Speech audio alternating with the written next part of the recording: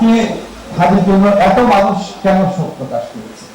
কারণ হাদি নিজের কথা ভাবতো না, সে অন্যের কথা ভাবতো, ইনসাফ প্রতিষ্ঠার কথা ভাবতো, সৎ জীবন যাপন করতো।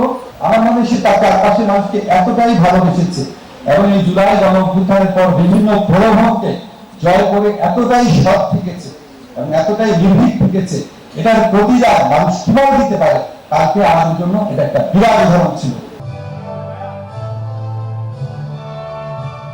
দায়িত্ব ও ক্ষমতা বলে আমি স্টেট ইউনিভার্সিটি অফ গণঅভ্যুত্থানের পর অনেকেই অনেকভাবে সুবিধা নিয়েছে, কিন্তু ওসমান হাদি সৎ ও নির্ভীক থেকে ইনসাফ ভিত্তিক রাষ্ট্র গঠনের লক্ষ্যে কাজ করে গিয়েছে বলে মন্তব্য করেছেন আইন উপদেষ্টা ডক্টর আসিফ নজরুল।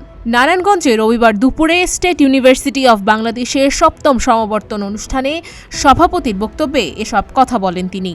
এ সময় দেশবাসীর কাছে হাদির জন্য দোয়ার আহ্বান জানান আসিফ নজরুল। একই সঙ্গে হাদি এই পৃথিবীর চেয়ে ভালো জায়গায় অবস্থান করছেন বলেও মনে করেন তিনি।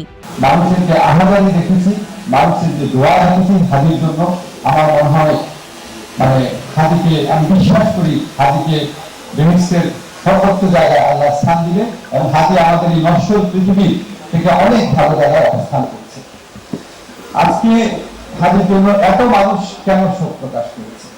কারণ হাদি নিজের কথা ভাবতো না, সে অন্যের কথা ভাবতো, ইনসাফ প্রতিষ্ঠার কথা ভাবতো, সৎ জীবন যাপন করতো, তার আশেপাশে সবাইকে ভালোবাসতো।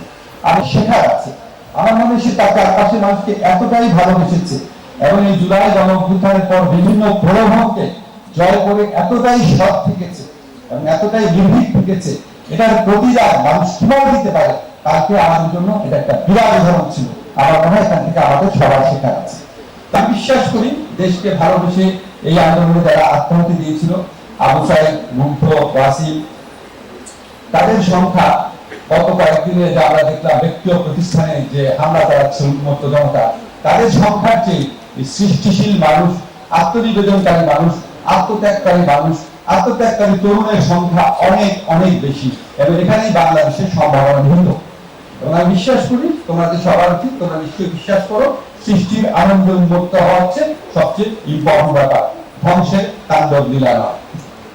হাজির প্রজন্মই তো তোমরা।